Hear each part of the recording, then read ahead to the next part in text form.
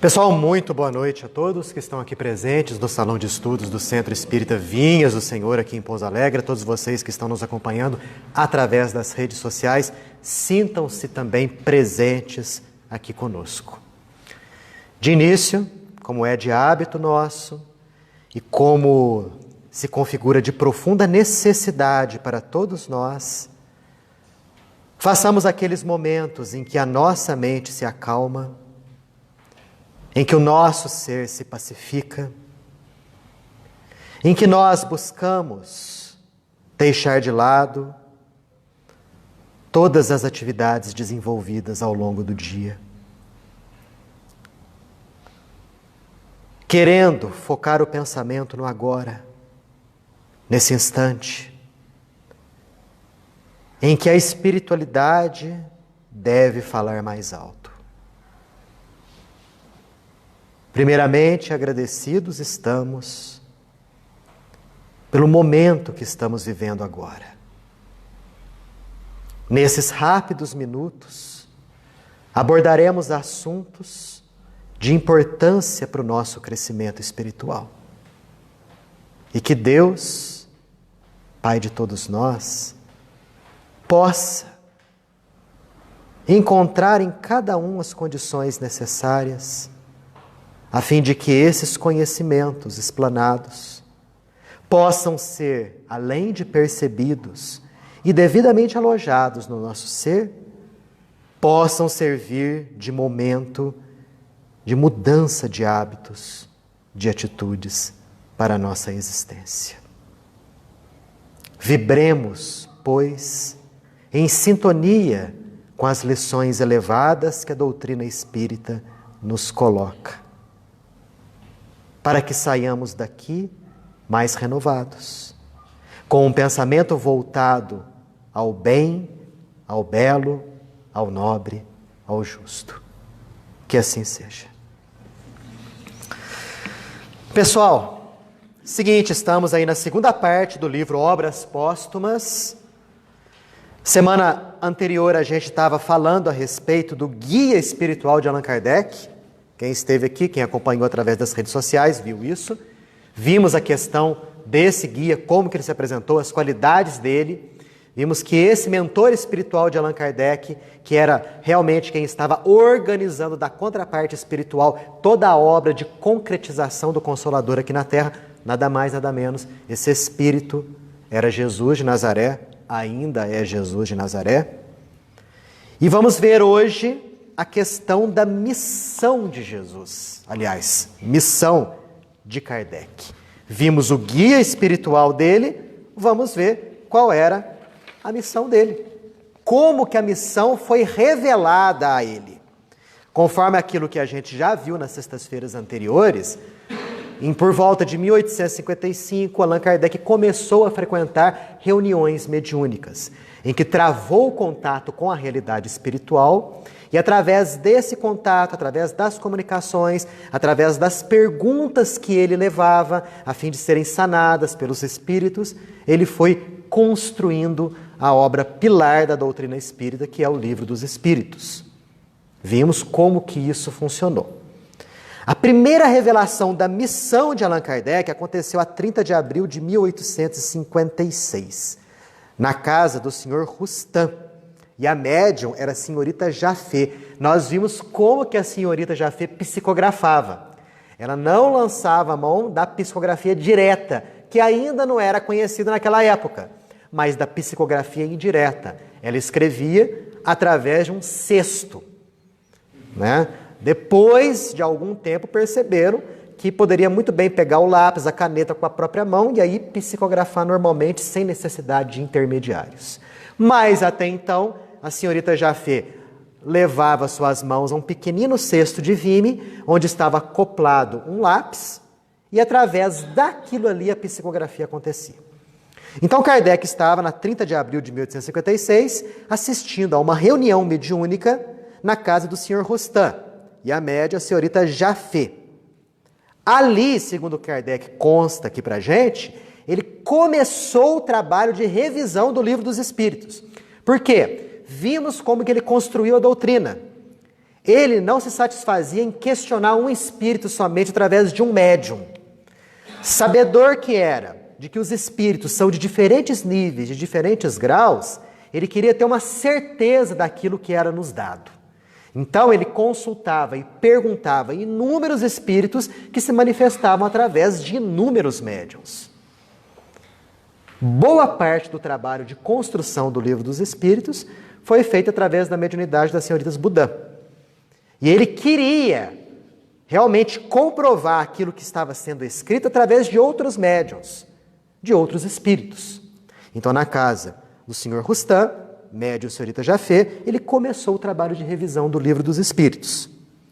E numa sessão, que é essa sessão de 30 de abril, era uma sessão muito pequenininha. Segundo o que ele fala, que devia ter de 7 a 8 pessoas, e as pessoas estavam discutindo assuntos relacionados a transformações de ordem social. Quais seriam, os motivos para as transformações de ordem social? Quais seriam os acontecimentos? De repente, a médium pega da cestinha, consequentemente ela deve ter sentido alguma influência espiritual, e aí ela começou a escrever. E ela começou a escrever alguns assuntos relacionados a momentos futuros. E lá pelas tantas ela fala o seguinte, ela não, o espírito: deixará de haver religião, e uma só se fará necessária, mas verdadeira, grande, bela e digna do Criador. Seus primeiros alicerces já foram colocados. Quanto a ti, Rivaí, Rivaí é o nome de Allan Kardec. Só depois, quando o Livro dos Espíritos estava para ser lançado, quando ele levou na gráfica, que ele decidiu que não ia colocar o nome dele, de Hippolyte Léon Denisard Rivail. Ele decidiu colocar o pseudônimo de Allan Kardec, que aliás era um nome que ele tinha em encarnação passada, por volta do século III ou século II antes de Cristo, quando ele foi druida, na região da França mesmo, que naquela época se chamava Gálias. Então ele decidiu colocar Allan Kardec. Aqui não estava decidido isso ainda. Por isso que o Espírito fala, quanto a ti, Rivaí, que era o sobrenome dele, a tua missão é aí. E aí Kardec relata que a cestinha se desprendeu da mão da médium e se dirigiu a Allan Kardec. A ele, Rivaí. Se fosse uma pessoa, é como se a pessoa estivesse apontando, quanto a ti, a tua missão é aí. Qual que era a missão dele? Lançar os primeiros alicerces de uma religião que seria o futuro das religiões. E Kardec relata aqui em nota que essa foi a primeira revelação positiva da missão dele. E confessou que quando viu a cesta voltar-se bruscamente para o seu lado, a designá-lo nominativamente, não se pôde forrar a uma certa emoção. Até então, ele estava fazendo as perguntas simplesmente para satisfazer a sua própria curiosidade. Nós vimos isso daí. Ele tinha interesse em saber a respeito de psicologia, a respeito da construção do planeta, a respeito de sociologia, enfim, dos vários tipos de assunto. Pois ele era um sábio. E por ser sábio, ele era muito curioso. E ele queria entender bem a questão da vida. Nesse momento, ele não estava pensando em lançar rigorosamente nada. Escrever uma obra, publicar, nada disso. Então, quando o Espírito falou que ele ia lançar os alicerces de uma grande religião, ele sentiu uma certa emoção naquilo ali. Isso foi na sessão de 30 de abril. Um pouquinho mais para frente, a 7 de maio do mesmo ano, usando daquele hábito que era muito comum, ele, usando de um outro médium, de um outro espírito, perguntou, agora é o espírito Hahnemann, médium, senhorita Jafé. Outro dia, disseram-me os espíritos que eu tinha uma importante missão a cumprir. E me indicaram o seu objeto, ou seja, edificar uma nova religião. Desejaria saber se confirmas isso. Agora seria um outro espírito para confirmar. O que Hahnemann fala? O Hahnemann mesmo, da homeopatia. Só que aqui ele estava desencarnado. Sim, e se observares as tuas aspirações e tendências, e o objeto quase constante das tuas meditações, não te surpreenderás com o que te foi dito. Tens que cumprir aquilo com que sonhas desde longo tempo. É preciso que nisso trabalhes ativamente, para estares pronto. pois mais próximo do que pensas vem um dia. Então Kardec, talvez desde pequeno, e quando a gente verifica a biografia dele, uma biografia mais esmiuçada, desde quando ele estudava lá no castelo de Verdun, na Suíça, sob os cuidados de Pestalozzi, grande educador da época, ele já tinha aquelas noções de alta ética, de alta moral e de alta espiritualidade. E provavelmente Kardec, jovenzinho, via as querelas, as disputas, as brigas que aconteciam entre os estudantes católicos e os estudantes protestantes. E ele sobrepairava aquilo ali, porque ele queria congregar todo mundo. O próprio Pestalozzi, embora protestante de formação, era uma alma muito evoluída nesse aspecto, de não querer brigas de ordem religiosa. Ele se votava muito mais à moral de Jesus do que aos dogmas propriamente ditos. E, consequentemente, isso deve ter causado uma profunda impressão na alma do então jovenzinho Hippolyte Léon Denisard Rivail. Por isso que o Espírito fala, é preciso que cumpra aquilo com que sonhas desde longo tempo. Mas aqui tem uma lição para nós. Pode parecer que isso daqui diz respeito somente a Allan Kardec, mas diz respeito a gente também. Porque todos nós temos uma missão a ser cumprida nessa vida. Todos. É óbvio que a missão de Kardec aqui tinha um objetivo muito maior. Para atingir o globo como um todo, o planeta inteiro. Algo que ainda está em fase de concretização. Nossa, Daniel, mas o Livro dos Espíritos foi lançado em 1857. Estamos em 2022, olha quanto tempo. Isso não significa nada para os espíritos e daqui a pouco eu vou provar isso para vocês. Como que a questão do tempo para nós é bem diferente, é bem relativa, comparada à questão do tempo que os espíritos sentem. Óbvio, a missão de Kardec era ampla, a nossa é mais modesta, bem mais modesta. Mas todos nós temos algo a fazer, algo a cumprir. E talvez isso angustie muitas pessoas. Qual será que é a minha missão? O que será que eu vim fazer aqui na vida? Qual o meu objetivo em estar aqui? Isso angustia especialmente aqueles indivíduos que já têm um certo grau de espiritualidade. Eu não estou falando só de espíritas, não. Aqueles de outras religiões que têm um grau de espiritualidade mais exacerbado e que também têm essas dúvidas. O que será que eu vim fazer aqui? O que será que Deus quer de mim? O que será que Jesus espera da minha conduta? Aqui tem uma boa dica. O que o Espírito Hahnemann fala para Kardec? Sim, confirma a missão tua. E se observares as tuas aspirações e as tuas tendências e o objeto quase constante das tuas meditações. Opa! Lição para nós. Olha para dentro de ti. Quais são as tuas principais tendências? Quais são as suas principais aspirações? Você pensa frequentemente em quê? O que você deseja? O que você busca na vida? Talvez aí, o Espírito colocando isso para Kardec também quisesse colocar isso para nós. Mostrando mais ou menos o que nós devemos fazer para buscar descobrir aquilo que nós viemos fazer aqui na Terra.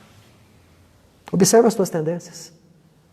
Do que você mais gosta de fazer? Observa as tuas qualidades, as tuas inclinações. Olha, inclusive, as tuas dificuldades. Os teus problemas. Os teus vícios, as suas más inclinações. Ali está o campo a ser trabalhado. Quando nós falamos em missão, essa palavra talvez revista uma força e um peso muito grandes. O sujeito é um missionário. O que você pensa? O que ele vai fazer vai se refletir na sociedade como um todo. Mas todos nós somos missionários. Só que as nossas missões são mais humildes. São mais pequenininhas. Mas nem por isso essas lições não têm significado. Tem um grande significado para o nosso crescimento espiritual. É a missão de um pai. É a missão de uma mãe. em orientar os filhos no caminho da vida. É missão? Claro. Das mais belas, nobres e dignas. É a missão do indivíduo no seu trabalho, nos seus afazeres, em desempenhar com honestidade e no limite do possível aquilo que ele veio fazer. Seja qual tarefa for, em qualquer campo em que ele trabalhe, ali está a missão a ser desempenhada. Dentro da sociedade, inclusive, a sua missão como cidadão, como indivíduo que faz parte de um corpo social, ali está a missão dele também. Então, olha só como que as nossas missões têm facetas várias. Basta a gente identificar o que devemos fazer. Olha aquelas pessoas que estão ao teu redor. Com essas pessoas está a sua missão. Por enquanto estamos desempenhando missões de ordem individual. E por quê? Porque o nosso livre-arbítrio ainda pode ser utilizado para escolher o certo ou o errado, o bem e o mal. Então, saber qual que é a nossa missão faz parte da tarefa também. Porque a gente pode estar pensando, nossa, olha só como é que Kardec era privilegiado, né? Através de um médium falaram qual que era a missão dele. Por que que isso não acontece comigo? Por que que não baixa um espírito aqui, materializa para mim e fala, Daniel, a tua missão é assim assado, vai e faça. Por que que isso não acontece comigo? Por que que isso nunca aconteceu com vocês? Porque devido ao nosso nível evolutivo, nós ainda estamos com o nosso livre-arbítrio sob teste. O ideal é utilizarmos o livre-arbítrio só nas boas escolhas. Porém, utilizamos também ele nas más. Se chegasse um espírito e falasse assim, Daniel, o teu objetivo na vida, a tua missão é fazer assim e assado. O que eu ia fazer? Bom, já que eu tenho que fazer isso, vamos lá, né? Eu ia estar fazendo essa missão de coração aberto? Eu iria estar fazendo essa missão por fruto da minha própria escolha? Não. É porque alguém falou que eu tinha que fazer aquilo. E eu não ia ter tanto mérito pela minha escolha. Não ia. No nível evolutivo que nós estamos, não podemos e não devemos, né, ter essa, eu não queria usar a palavra privilégio, mas essa oportunidade de um espírito designar para nós qual que é a nossa missão. Faz parte da tarefa descobrir qual ela é e decidir segui-la. Porque aí a gente vai estar treinando o nosso livre-arbítrio para fazer sempre o certo. Por quê? Porque a missão que nós recebemos, antes de nós reencarnarmos, está só no caminho correto da vida. Ninguém reencarna para ser um assassino, um corrupto, um bandido. Ninguém reencarna para fazer isso. Reencarnamos para fazer coisas boas. E se nós seguirmos a nossa missão, vamos só fazer coisas boas. Podemos ter certeza. Né? Então, no nosso nível, a nossa missão tem duas partes. Primeiro, descobrir qual é ela. E segundo, executá-la. Agora, quando o espírito chega num determinado grau em que ele já se aperfeiçoou na coragem, no desprendimento, na renúncia, no perdão, quando ele já executou esse caminho inicial, quando ele já evoluiu, a missão dele ganha outra relevância. E aí, além talvez das missões individuais, ele vai ter missões maiores. Missões com repercussão para milhares de pessoas e para milhões de pessoas. Em casos como esse, a missão é designada. Né? A gente vê isso na própria Bíblia. Dá uma olhada para vocês verem. Se não me falha a memória, me corrija se eu estiver errado. Me veio aqui na cabeça, agora. Foi através do diálogo com a tal sarça ardente que Moisés recebeu a missão de conduzir o povo hebreu para a terra prometida. Falaram para ele, então, qual que era a missão dele. Foi revelado. Uma missão de sublime importância. Quando a gente vai ver Jesus, Jesus orientou diretamente os seus discípulos a fazer e a executar a missão deles. Ide e pregai para todas as nações. Missões de relevância. Quando vemos Paulo de Tarso, que às portas da cidade de Damasco, quando iria prender Ananias, de repente ele vê Jesus. E Jesus, sucessivamente depois, mostra a ele o que ele tinha que fazer. Porque Paulo de Tarso tinha uma missão de extrema relevância. Quando a gente vê Francisco de Assis, em que Jesus fala para ele, vai reconstruir a minha igreja. A gente vê ali Jesus orientando o indivíduo com uma missão de relevância, para uma missão de relevância. E Francisco de Assis, tão humilde, né? Ele não se via como missionário. Aliás, as grandes almas não se veem como missionárias. O que Francisco de Assis pensou? Botar pedra lá. Exatamente. Que reconstruir a igreja era fazer uma reforma numa igrejinha que estava caindo aos pedaços lá na cidade de Assis. E, na verdade, reformar e reconstruir a igreja, Jesus estava falando da própria igreja católica. Quer dizer, uma missão de profunda relevância. Chico. O Chico Xavier precisou Emmanuel aparecer para ele e falar assim, Chico, a tua missão é com Jesus. 30 livros para começar. Porque a missão do Chico era de relevância. Então essas grandes almas que já usam o livre-arbítrio só para fazer o bem, quando elas têm essa missão de profunda relevância, pode ter certeza. Elas vão ser direcionadas ostensivamente para isso. Por enquanto nós não chegamos nesse nível não. Por enquanto, a gente tem que buscar exercer o nosso livre-arbítrio para fazer o bem. E se a gente usar o nosso livre-arbítrio para fazer sempre o bem, pode ter certeza, você vai estar cumprindo a sua missão. Não tenha dúvida. Sobre isso, perguntas, dúvidas, comentários? Fala. Você falou de Allan Kardec, falou de Francisco de Assis, falou de Chico Xavier. É o mesmo espírito? Alguns falam que João Evangelista, Francisco de Assis, Kardec e Chico são o mesmo espírito. Alguns falam isso mesmo, né? Assim, isso daí, em termos de relevância, não tem tanta, não tem importância. Em termos de curiosidade, é interessante de ver a trajetória de um espírito. Vou te falar a minha opinião particular. A minha opinião particular, que não tem peso e importância nenhuma para ninguém. Chico e Kardec, a minha opinião, são o mesmo espírito. Na minha opinião. Existem alguns pontos da própria fala de Kardec que podem explicar e justificar isso daí. Mas esse mesmo espírito não foi Francisco de Assis, João Evangelista. É o que eu acredito, né? Pode ser que os quatro ali, as quatro personalidades, o mesmo espírito? Pode. Né? Pode ser que as quatro personalidades, cada um espírito diferente? Pode também. Né? Mas essa é a minha opinião particular. Né? Algo mais? Fala. Não importa se são o mesmo espírito ou não. O que importa é o que eles legaram. Exatamente. Por isso que eu disse assim, não tem relevância isso, né?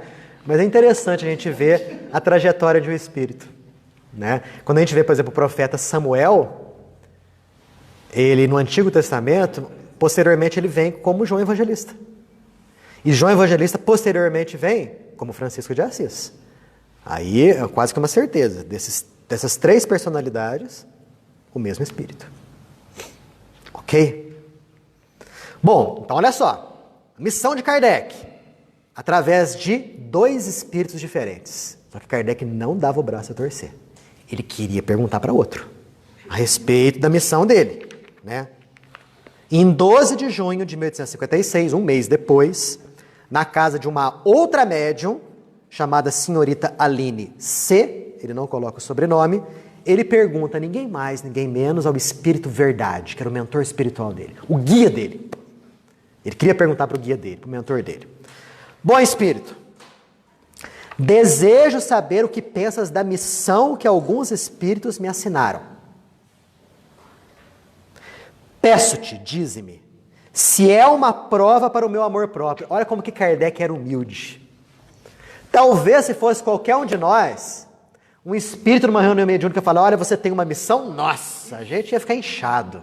A gente ia falar para tudo quanto é canto. já colocar no Facebook, no WhatsApp, no Instagram, né? Tudo isso daí. Kardec não aceitou da primeira vez, ficou em dúvida. A segunda vez não convenceu muito ele. Precisou perguntar para o Espírito Verdade, que era o guia espiritual dele, né? O que ele estava achando?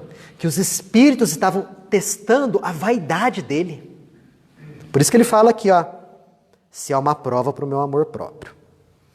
Tenho, como sabes, o maior desejo em contribuir para a propagação da verdade, mas exercendo um papel de simples trabalhador. Olha a humildade desse homem. Ele não se via como missionário, ele queria propagar a verdade como simples trabalhador. E a distância de trabalhador a missionário em chefe é muito grande. E olha, mais um atestado de humildade dele. Não percebo o que possa justificar em mim graça tal, de preferência a tantos outros que possuem talento e qualidades que eu não tenho. Então, sinceramente, ele falava, olha, tem gente melhor do que eu. Por que vocês me escolheram? Eu não percebo em mim qualidades para desempenhar essa função. Essa é uma grande alma. As grandes almas são desse jeito. Olha, a partir do momento que um sujeito se intitula apóstolo, missionário, esquece. Os grandes espíritos são humildes. E eles não se enxergam com essas capacidades tais quando estão encarnados. Não se enxergam. É muito comum a gente ver isso em diversas religiões. E no meio espírita também tem muita gente assim. Né? Tem muito espírita aí que se assemelha ao ovo de galinha. Sabe a história do ovo de galinha, do ovo de pata? Né? A galinha, quando bota um ovo, o que ela faz? Ela anuncia para todo mundo que ela botou um ovo. Já viram? Anuncia para todo mundo. E o ovo de galinha é desse tamanho. E pata? A pata, quando faz a postura do ovo. O ovo de pata é bem maior que o ovo de galinha. A pata anuncia que botou ovo para meio mundo? Não. Ela sai quietinha, né? Toda faceira, né? Satisfeita com a missão que ela desempenhou. Quietinha. Então tem muito espírita que se assemelha à galinha que bota ovo. Que faz isso daqui e anuncia para meio mundo que é um missionário. Que faz e acontece. Enquanto que as grandes almas se assemelham à pata que bota um ovo maior, que faz muito mais coisa, mas faz no anonimato, na humildade, na tranquilidade. É uma missão, aliás, uma lição que serve para todo mundo aqui. Então o que Kardec queria? Espírito Verdade, eu tenho uma missão mesmo? É essa mesmo? O que ele fala? Confirmo o que te foi dito, mas te recomendo muita discrição, se quiseres sair-te bem. Não esqueças que podes triunfar como podes falir. Nesse último caso, outro te substituiria, porquanto os desígnios de Deus não se assentam na cabeça de um único homem. Nunca, pois, fales da tua missão. Seria maneira de a fazeres malograr-se, e ela somente pode justificar-se pela obra realizada e tu ainda nada fizeste. O que o Espírito Verdade está falando? Você realmente tem essa capacidade, mas não saia por aí falando que você vai fazer isso. Porque na verdade você não fez nada. Rigorosamente nada. E se você sair por aí anunciando uma coisa que você não fez, seria uma ótima maneira da missão ir para o brejo, para a água abaixo. Então, haja na discrição. Futuramente, com os resultados, as pessoas vão te reconhecer como assim, como tal. As pessoas, não você, os outros vão te enxergar como missionário. Se a cumprires, os homens saberão reconhecê-lo cedo ou tarde, visto que pelos frutos é que se verifica a qualidade da árvore. Uma outra informação interessante aqui, que eu já tinha comentado. Se Kardec falhasse, se ele não desejasse ser esse missionário, a espiritualidade já tinha um plano B. Que já estava definido. Já estava definido. Porque Kardec tinha toda a capacidade? Tinha. Mas não era perfeito. Ele tinha o livre-arbítrio para decidir, não, eu não quero fazer isso. Tinha livre escolha para isso. Por isso que ele fala, os desígnios de Deus não se assentam na cabeça de um único homem. A missão era por demais importante, com repercussão para o mundo inteiro. E Deus ia colocar a missão na cabeça de uma única pessoa? Se Kardec falhasse, então, nada de consolador, nada de espiritismo? Claro que não.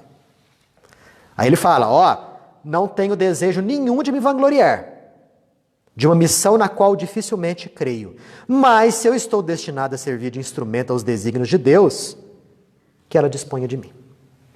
Nesse caso, reclamo a tua assistência e a dos bons espíritos, no sentido de me ajudarem e ampararem na tarefa. O Espírito Verdade responde, nossa ajuda não vai te faltar, mas será inútil se de teu lado não fizeres o que for necessário. Tens teu livre-arbítrio, do qual podes usar como quiser. Nenhum homem é constrangido a fazer coisa alguma. Lição para todo mundo aqui. Lição para todos nós. Temos a assistência dos bons espíritos? Temos. Temos o nosso anjo da guarda, o nosso mentor espiritual? Eles nos ajudam e nos assistem? Mas toda essa ajuda e assistência serão inúteis se a gente não fizer aquilo que nos compete. Serviu isso para Kardec, serve para nós. Temos que fazer o que for necessário. Por isso que às vezes a gente está naquele momento de complicação, de problema, de angústia, né? A gente reza, esse é o momento que a gente lembra de fazer as preces mesmo, né? Pede para Deus, para ajudar, para tirar aquele problema da vida, para dar força, etc e tal. Pede para o anjo da guarda estar presente, dar boas orientações, boas intuições, tralalá, tralalá, tralalá. Mas a gente não faz aquilo que devemos fazer para estabelecer a sintonia. Estamos na dificuldade, porém permanecemos soturnos, negativos, depressivos, com as atitudes voltadas àquilo que é negativo, que é ruim, com os mesmos maus hábitos, os mesmos maus pensamentos, as mesmas más tendências. Como que você quer sintonia com um mentor espiritual vibrando negativamente dessa forma? Jesus já nos esclareceu. Batei e abrir-se-vos-á. Buscai e achareis. Então, o primeiro movimento é nosso. Sempre o primeiro movimento é nosso. Quando os nossos benfeitores percebem que a gente está no esforço, notem bem, no esforço para melhorar, eles identificam naquela pessoa ali alguém que vale a pena investir. E eles investem o tempo, eles investem as energias, eles investem as intuições, porque se eles percebem que a gente criou um escudo ao nosso redor, em que as intuições, os ensinamentos deles não chegam, o que eles podem fazer? Eles respeitam o nosso livre-arbítrio. Vejam lá no Livro dos Espíritos, na parte dos anjos guardiões, quando o indivíduo não faz o que deve ser feito, quando ele está vibrando só para aquilo que é negativo, o que o mentor espiritual dele faz? Se afasta. Embora não se desligue, mas ele se afasta. Porque não tem campo ali para ele agir. De tempos em tempos ele vai, joga uma intuição, tenta de alguma forma. Se a gente não quiser, o que ele pode fazer? Eles respeitam a nossa capacidade de escolha. Então olha só a lição que o Espírito Verdade passa para Kardec e que nós estamos tendo agora. Como foi lido pelo seu Gilberto agora há pouquinho, dificuldades, problemas, todo mundo vai ter. Se você não tem agora, você já teve ou vai ter. É a tônica desse planeta. Porque assim é necessário para o nosso crescimento. Ao invés de pedir para Deus para tirar o problema da nossa vida, coisa que não vai acontecer, por que não pedir a força necessária para encarar aquela dificuldade? Aquele desafio. É o que ele pede aqui, ó. Me ajude, me ampare na minha tarefa. Então, se você tem uma dificuldade, peça ajuda, peça amparo, peça forças. Mas a atividade é tua. A ação é tua. Não vai deixar de ser tua. Dúvidas? Perguntas? Comentários? Kardec pergunta: que causas poderiam determinar o meu malogro? Ou seja, o que pode acontecer para eu falhar? Seria a insuficiência das minhas capacidades? Olha o que ele pergunta. Se eu falhar é porque eu não tenho capacidade para isso? A resposta, não. Ou seja, ele tinha capacidade. Claro, óbvio. Uma missão daquele quilate. Somente alguém com capacidade suficiente. O Espírito Verdade não ia colocar uma missão desse nível para espíritos de menor nível. A cada um segundo as suas capacidades. Mas a missão dos reformadores é prenhe de dificuldades e perigos. Previno-te de que é rude a tua missão, porquanto se trata de abalar e transformar o mundo inteiro. É quando você fala assim, poxa, Daniel, o mundo inteiro? Tem um monte de gente que sequer já ouviu falar em espiritismo. Aqui no Brasil mesmo, segundo os dados do IBGE, os que se declaram espíritas mal passam de 4 milhões. E o mundo tem 7 bilhões de almas. Abalar e transformar o mundo inteiro? É que o negócio está no começo ainda, gente. A gente pensa que é para amanhã, né? E não é. Abalar e transformar o mundo inteiro. Não suponhas que te baste publicar 1 livro, 2 livros, 10 livros, para em seguida ficares tranquilamente na tua casa. Tens que expor a tua pessoa. Quando nós, e aí a gente vai adaptar isso aqui para a nossa realidade aqui. Quando nós buscamos o Espiritismo, quando nós estudamos a doutrina, quando aquilo faz sentido para nós e a gente quer seguir esse caminho, nós temos que expor a nossa pessoa. Não basta lermos 1 livro, 2 livros, 10 livros e ficarmos tranquilamente na nossa casa, sem o necessário movimento de reforma interior. Temos que expor a nossa pessoa. O que significa expor a nossa pessoa? Exemplificar aquilo que a gente já conhece. Guardaram isso na cabeça? Exemplificar aquilo que nós já conhecemos. Quando? Onde? No centro? Não só no centro. E aqui é fácil fazer isso. Muito fácil. Porque aqui todo mundo pensa mais ou menos do mesmo jeito, todos nós aqui temos mais ou menos os mesmos objetivos, né? E olha que de vez em quando ainda dá umas treta dentro do centro, né? E olha lá. Mas aqui é mais fácil. Agora, expor a nossa pessoa lá fora é complicado, né? Por exemplo, você está numa roda de amigos. De repente surge o assunto aborto. Pena de morte. Expõe a tua pessoa. Será que nós temos a coragem suficiente de expor aquilo que nós pensamos a respeito do assunto? Ou será que vem a vergonha do julgamento alheio? Ai, mas se eu falar isso, já pensou o que vão pensar de mim? Será que vão debochar da minha cara? Tirar um sarro? Isso não é expor a nossa pessoa. Isso é ler 2, 3 livros, 10 livros, 100 livros e ficar tranquilamente em casa. É sair de nós. A missão do espírita é exemplificar aquilo que ele já conhece. Dentro das suas dificuldades e limitações. E todo mundo pode fazer isso. Porque oportunidade é que não falta. Quando eu falei isso da roda de amigos, eu tenho certeza que todo mundo já se identificou numa situação parecida. Não necessariamente com esses 2 temas, pena de morte, aborto, mas outros temas polêmicos tais. Tenho certeza. Se já não aconteceu, é porque você não viu, mas já aconteceu. E vai acontecer daqui em diante. Exponha a tua pessoa, não tenha medo do ridículo. Paulo de Tarso pregava o evangelho de Jesus e era preso, espancado, apedrejado. Não tinha medo do julgamento alheio. O problema é que a gente tem medo do julgamento alheio, né?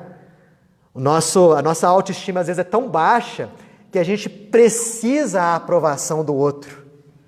Mesmo sabendo que aquilo que o outro fala é errado. A gente violenta a própria consciência para conseguir a aprovação alheia. Infelizmente a gente faz isso. Credo. Que pobreza nossa, né? A gente podia agir melhor. Temos condição de agir melhor. A gente quer a aprovação do mundo. O que o mundo traz para a gente? Olha como são a maioria das pessoas. Olha como que é a sociedade. Será que a gente precisa da aprovação disso tudo? A maior aprovação é da nossa própria consciência. É aquela que nós devemos buscar.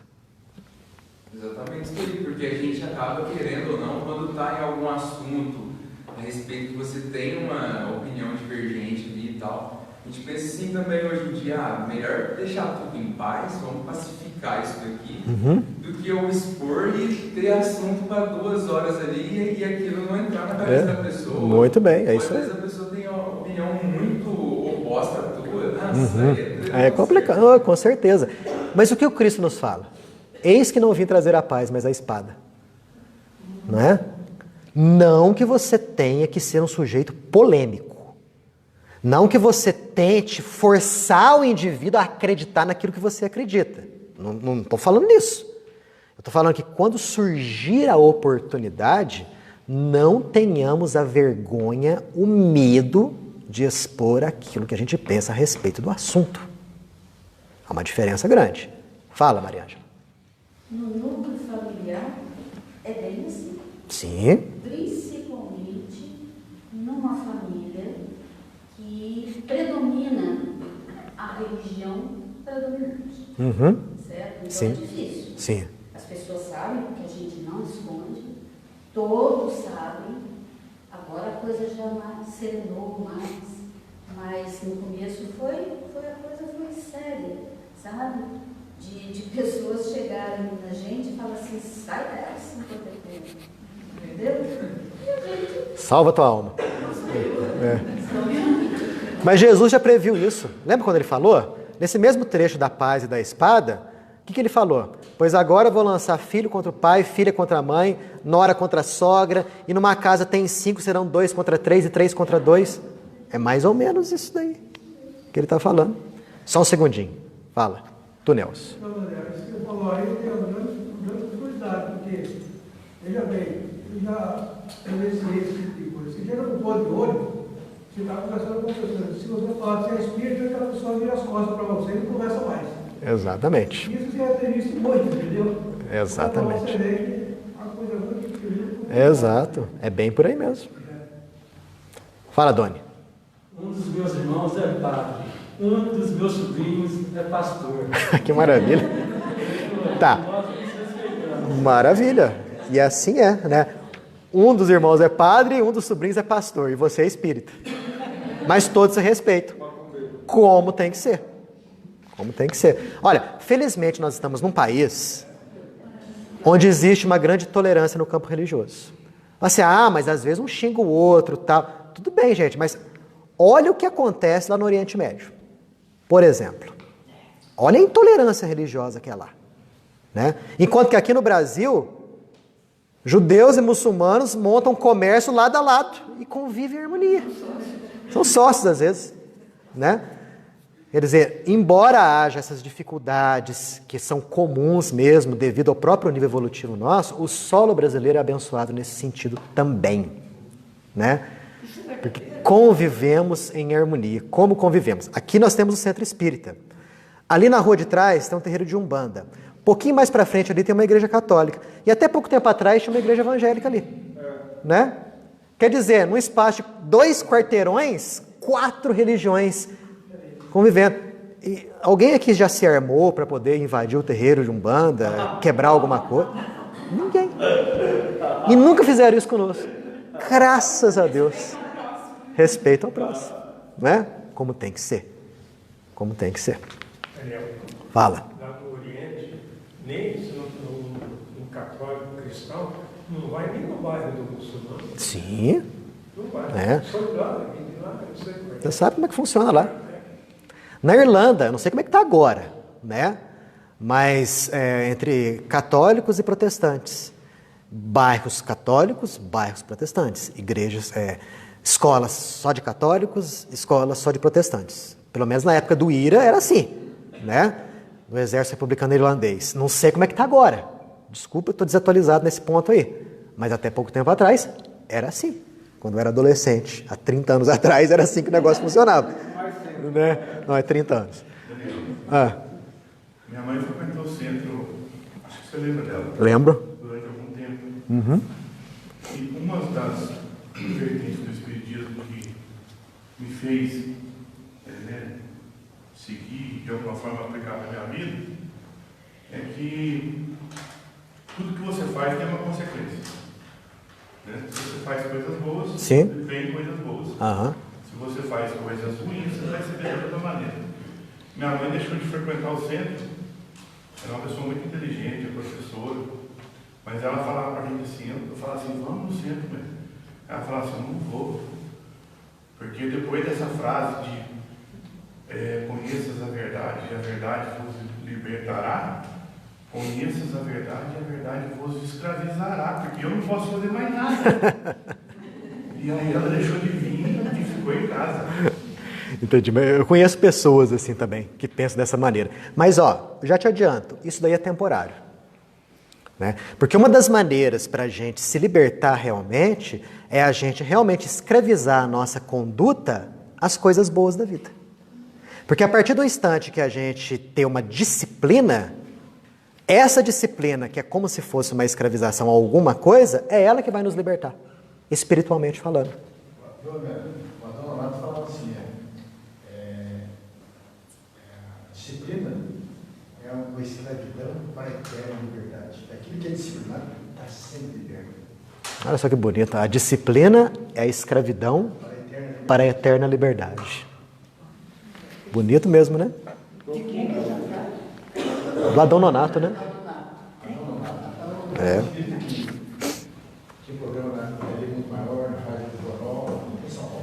Excelente. Mas vamos continuar aqui? O Espírito Verdade não parou por ali, não. Ele faz uma série de previsões sobre o que ia acontecer com Kardec. Depois de eu ler isso daqui, a gente vai pensar se a gente realmente tem condições de ser um missionário do quilate de Kardec. Suscitarás contra ti ódios terríveis. Eu já pararia nessa frase. Inimigos encarniçados se conjurarão para a tua perda. Ou seja, inimigos vão querer te matar. Ver-te-ás a braços com a malevolência, com a calúnia, com a traição mesma dos que te parecerão os mais dedicados. Que punhalada pelas costas, né? A traição daqueles que te pareciam os mais dedicados. As tuas melhores instruções serão desprezadas e falseadas.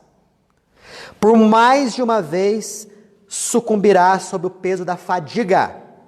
Numa palavra, terás de sustentar uma luta quase contínua com o sacrifício do teu repouso, da tua tranquilidade, da tua saúde, da tua vida. Pois sem isso viverias muito mais tempo.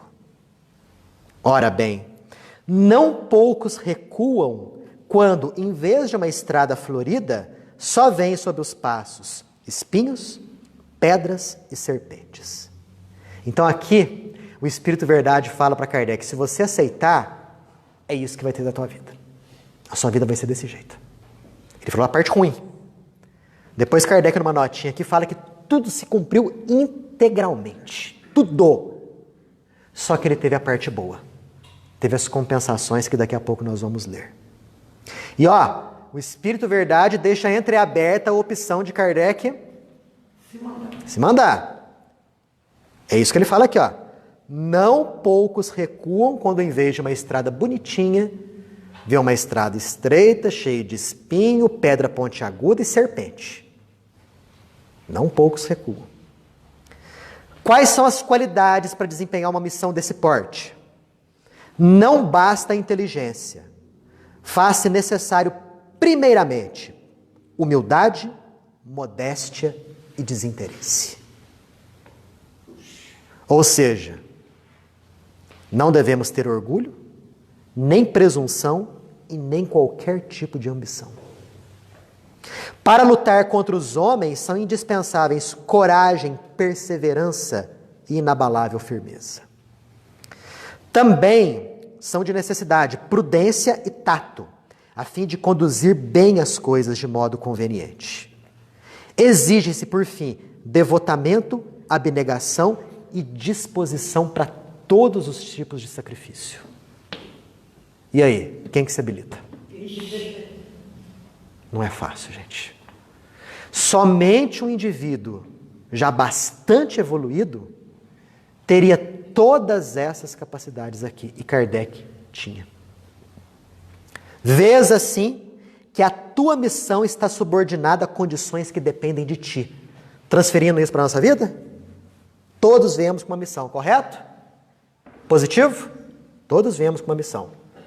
Na família, uma missão na sociedade, uma missão nas tarefas do emprego, uma missão no combate às próprias dificuldades, mas temos condição de vencer. Por quê? A tua missão está subordinada a condições que dependem de ti. Nunca fale que a tua tarefa é pesada demais, que você não consegue suportar. Nunca fale, não aguento isso. Por que que Deus fez isso comigo? Nunca penses desse modo. Por quê? É aquele velho chavão, né? Que todo mundo conhece. Deus não coloca um fardo pesado demais que impede a pessoa de carregar. Se você tem os teus desafios, você tem plena capacidade de vencê-los. Plena capacidade. Porque não foi só você que escolheu isso para a tua vida.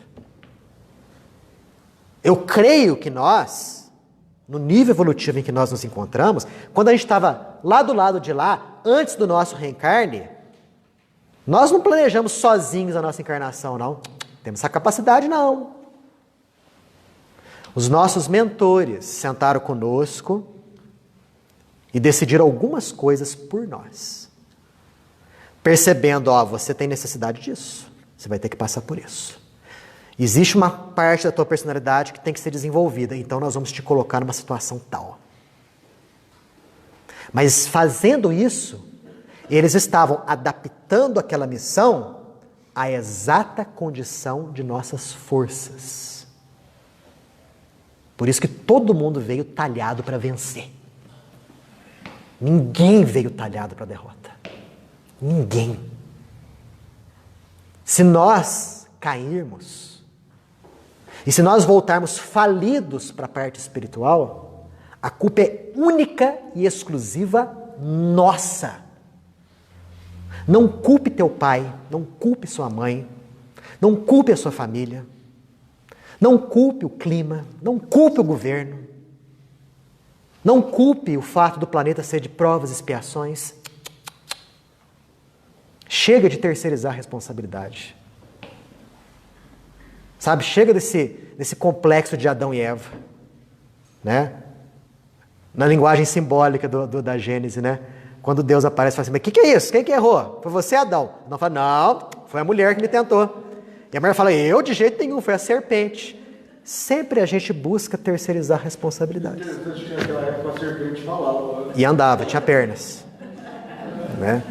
Quer dizer, essa terceirização de responsabilidade não é característica de almas evoluídas. Né? Guardemos isso na nossa cabeça. Olha o que Kardec fala em nota. Isso daqui, foi em 12 de junho de 1856. E ele escreve uma nota, mais de 10 anos depois, falando, tudo que o Espírito Verdade previu aconteceu integralmente na minha vida. Olha o que ele fala.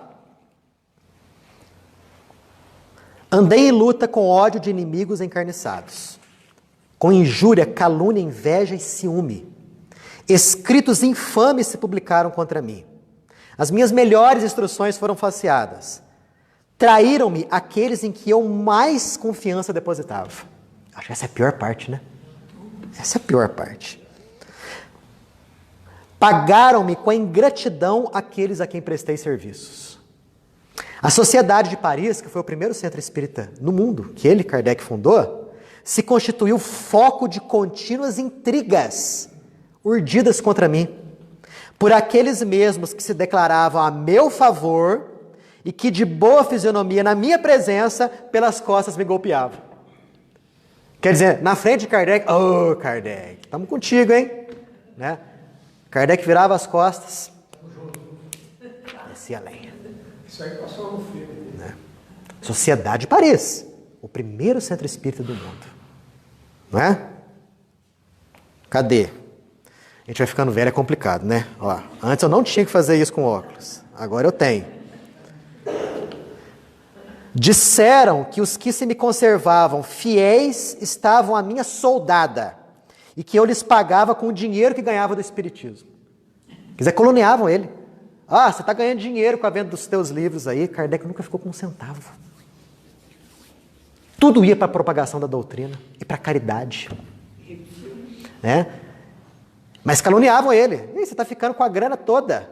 E esse pessoal aí que diz te seguir, você está pagando eles. Olha só. Nunca mais me foi dado saber o que é repouso. Mais de uma vez sucumbi ao excesso de trabalho. Tive abalada a saúde e comprometida a existência. Que coisa. Olha só, a renúncia, o sacrifício dos grandes missionários. Mas ao lado disso, Kardec teve grandes compensações. Ele fala aqui, ó. Com que compensações deliciosas foram pagas as minhas tribulações? Que de bênçãos e de provas de real simpatia recebi da parte de muitos aflitos a quem a doutrina consolou. Esse resultado não me anunciou o Espírito Verdade, que sem dúvida, intencionalmente, apenas me mostrou as dificuldades do caminho. E ele fala mais coisas aqui, ó. Olha uma lição para nós. Essa é fantástica. Quando me sobrevinha uma decepção, uma contrariedade qualquer, eu me elevava pelo pensamento acima da humanidade e me colocava antecipadamente na região dos espíritos. E desse ponto culminante, donde divisava o da minha chegada, as misérias da vida deslizavam por sobre mim sem me atingirem. Tão habitual se me tornar esse modo de proceder que os gritos dos maus jamais me perturbaram. Olha, que coisa prática para a gente, hein? Quando as dificuldades da vida surgirem, quando as forças parecerem, né, que estão faltando, quando tudo parecer ruir ao nosso redor, o que a gente tem que fazer? Pelo pensamento, nos colocar na condição de espíritos livres. Nos identificar com o mundo espiritual, que é o nosso ponto de destino. É lá que a gente vai ficar depois que a gente desencarnar. E desse ponto de vista, olhar as dificuldades da vida como coisas pequenas. É o que ele fala aqui. As dificuldades deslizavam sobre mim sem me atingirem. E ele mantinha, sabe o que com isso? Serenidade. Eu acho uma das palavras mais bonitas da língua portuguesa. Serenidade. Ela até soa bonito, né? Quer dizer, frente às dificuldades, frente aos ódios, frente às calúnias, às traições, às intrigas, você conservar a serenidade. Como fazer isso? Se não colocar o nosso pensamento, por antecipação, na região espiritual. Porque se o nosso pensamento ficar fixado na matéria, o desespero chega fácil. Muito fácil. Porque a matéria é foco disso tudo, de todas as corrupções que você puder imaginar. Já na condição de espíritos livres, a gente percebe a nossa força. E a gente percebe que podemos vencer tudo aquilo que chegar para nós. Fomos talhados para a vitória. Nunca devemos nos esquecer disso. E assim Kardec encerra a parte que fala da missão dele. Alguém quer fazer mais algum comentário? Fala, Peterson. Ele entendeu a missão dele. Compreendeu. Essa serenidade personalidade de Kardec, né? Ele já era um acadêmico, ele tinha a profissão dele, ele já tinha uma carreira na pedagogia. Mas quando ele entendeu e viu aquela verdade, ele sentiu que ele não podia parar. E na verdade, esse sentimento que ele teve, nada mais é do que um dos princípios do Espiritismo. Que a gente entenda quem que a gente é, e quando a gente entender o que nós somos, a gente vai ter força para seguir o caminho. Exatamente. É a Muito mensagem bem. de Kardec que é a mesma mensagem que o Espiritismo traz. Ele entendeu o sentido da coisa. É uma coisa que a gente está tentando entender também. Belas palavras, é justamente isso daí. Emmanuel, quanto tempo que levou para ele entender a missão dele, né? Convidado para o próprio Jesus lá atrás, só depois que ele veio. 50 anos depois, como Nestório. Então, como escravo. ele declinou lá atrás. Exato. Depois ele... E Emmanuel fala uma coisa tão bonita, ele fala o seguinte, que aquele gesto dele, quando ele era Públio Lentulus, quando Jesus o convida para ser seguidor, e ele fala não, lhe custou 2000 anos de evolução. Nossa. Lívia, a alma gêmea dele, prosseguiu, mas lhe custou 2000 anos de evolução. Um momento de decisão, né? Um simples momento de decisão. Custou isso a ele. Quem? Quem que era o irmão dele? Não, a alma gêmea dele. A alma gêmea? Lívia. Né? Porque Lívia buscou seguir a Jesus e, inclusive, morreu no Coliseu. Né? Morta por feras, devorada por feras. Porque realmente ela decidiu seguir ao Cristo. Já Públio Lentulus, o senador, não. Mas 50 anos depois as coisas começaram a modificar. Né? Esse livro dele é há 2000 anos, 50 anos depois, e Ave Cristo. Essa trilogia é fantástica. Recomendo. Fala. Essa questão do Espiritismo ter nascido na França, né, já tinha essa previsão.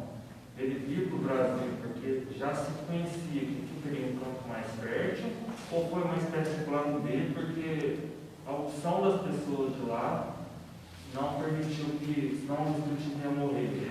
A previsão era inicialmente ficar lá mesmo, porque ele nasceu lá, ou, como você entende essa plano A e plano B, assim, para a continuação da doutrina? A previsão era vir para cá mesmo.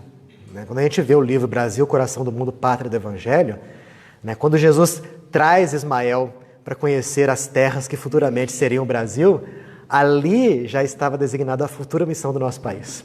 O Espiritismo precisava nascer na França, porque ele precisava de uma elaboração no centro cultural do planeta na época, que era Paris. Precisava dessa elaboração, para depois essa árvore tenra do Espiritismo ser transportada e replantada aqui em solo brasileiro. Né?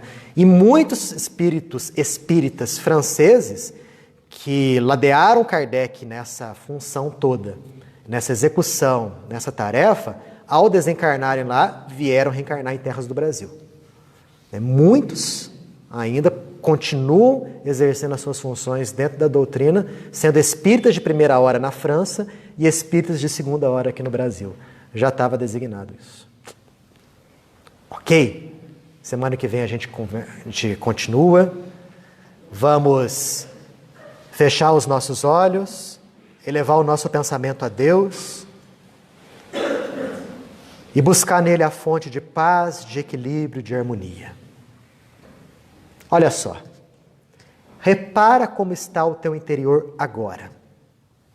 Compare com o momento que você chegou aqui. A diferença é nítida. Por quê? Simplesmente porque vibramos positivamente, buscamos a espiritualidade, nos envolvemos com coisas boas. Se nós determinarmos as mesmas ações no decorrer da nossa vida, nas funções nossas do dia a dia, vamos buscar manter esse estado de serenidade, de pacificação, desenvolvendo-o cada vez mais. A você que está me acompanhando aí de sua casa, peço que feche seus olhos, que imagine os teus familiares envoltos em luz, a tua casa envolta numa rede de proteção, para que hoje seja um dia de paz, para que essa paz se estenda para o dia de amanhã e que ela perdure para todo sempre. Que Deus nos abençoe. Que assim seja.